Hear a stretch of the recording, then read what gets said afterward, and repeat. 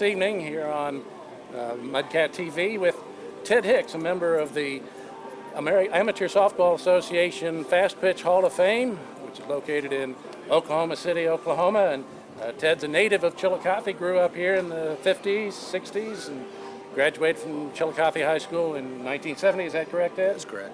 And then played sports at Chillicothe High School, was an all-district end in football, played the other school sports, basketball and track and field. And during the summertime, he played American Legion baseball for very successful Chillicothe teams. Then after you got out of school, you needed to find something else to do in the summertime, and you got into playing softball. How did that develop, Ted? Originally, I went to college and played football and baseball in college, and unfortunately, I hurt my knee. And so my baseball career was run at that point. And one of my older brothers was playing fast pitch softball, and he was wanting me to come back and join his team there in St. Joe. And after some persuasion, I decided to go up and give it a shot. And actually, after one weekend, I fell in love with game softball. Back when we were growing up in the 50s and 60s, baseball was in the process of tapering off its minor league systems, and got to where there wasn't a lot of as many opportunities for guys to go on and play baseball. And fast pitch softball and eventually slow pitch softball kind of stepped in to fill that void for a lot of guys who liked playing ball. What was your impression when you got into it, and what was it like? How would you compare it to baseball? Well, my first year in softball was in 1975, and I would say at that time, it was a very popular game, fast pitch softball in the Midwest especially, and throughout the country. And at that point, there was a lot of American-grown pitchers, which made it popular because that created a lot of teams that was able to compete. And it is a pitcher's game. And so it was in 1975, softball was very strong. You got into it, you say you fell in love with it, and you obviously did very well with it.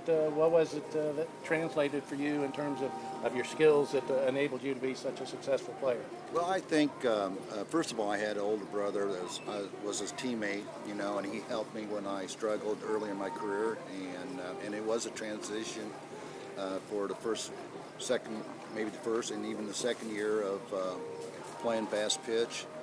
But slowly I caught on. And I think, as I got older and matured a little bit, I created some confidence as well. And some of the things that I did during that stage has kind of surprised myself. Yeah, you were an infielder and then a terrific hitter. What part of the line? Were you a singles hitter, or were you a power hitter? I thought I was capable of doing a number of things at bat. When I went up to, I usually batted in the middle of the order. But if I was leading off an inning, I'd take a walk. I'd single. If I thought that if we had somebody on first base and I thought we needed a gapper, I'd try to drill one up the holes in the outfield. And if I thought, we needed a home run, I might just try power up. But I found that, most home runs came when you was trying to hit home runs. It was just natural swing. You hit it on the nose, and it'll go out. Your life and playing career took you to Illinois, and then on far beyond that on the playing field. What were some of the great experiences you had there? Well, after my first experience in the national tournament, that was the year that I broke the hitting records, and so the most hits and highest batting average. At that point, I got an invitation to Colorado Springs to try out for the United States Olympic team. So I'm guessing that first national exposure for me, a chance to go out and compete and try out in Colorado Springs, and then actually being accepted and to that team. We went down to Puerto Rico and played Canada for the gold medal. And at that point, you know, some of the stronger teams across the United States started recruiting me. Archer Daniels Midland, which is a top, one of the largest corporations in the world, created a softball atmosphere, and I was kind of like their top draft choice. And I came in there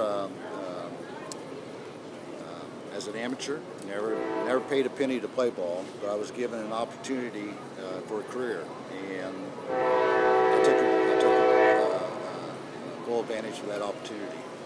Went on, played a number of times on the world or national and international level. I've been down under twice, once with the ADM team and once with the USA team. I've been all across the country, continent, US and Canada. Been played in the Caribbean as well, and so it's been a outstanding experience for me, and played a lot of ball games. What about the way your life went in terms of, or in comparison to back when you were growing up here in Chillicothe? Did you ever have any of those types of dreams? You know, I dreamed as a kid to be a major league ball player, and after high school, I had opportunity to go to a rookie league. Also had a chance to go to the Royals Academy, and I decided to go ahead and get me a college degree, and for me to get to college, I had to earn a scholarship. And for me, it was academics wasn't happening, so it was going to be football. And football was not my passion, but I was able to perform good enough to get a scholarship. Unfortunately, I had a knee injury, and my dream was basically ruined at that point. And I think there was a couple of years that I was, looked inside, and tried to find myself. And I think softball helped me find my way. Now life has, to a degree, brought you a little bit full circle. You and Teresa have moved back to Chillicothe in the last couple of years as you've had the opportunity to retire. What's in the future yet for Ted? Well, we made a decision several years ago that once I turned 60, that we was going to go back home. Or she kind of made that decision for me. And after being away from Chillicothe and the community for 35, 40 years, I just want to thank all the good people from Chillicothe. It's still a cool place, that I left. All right, well, Ted Hicks, we appreciate your time this evening. We're glad to have you here, glad to have you at the Mudcats game, and wish you all the best. Thank you very much. Thank you very much.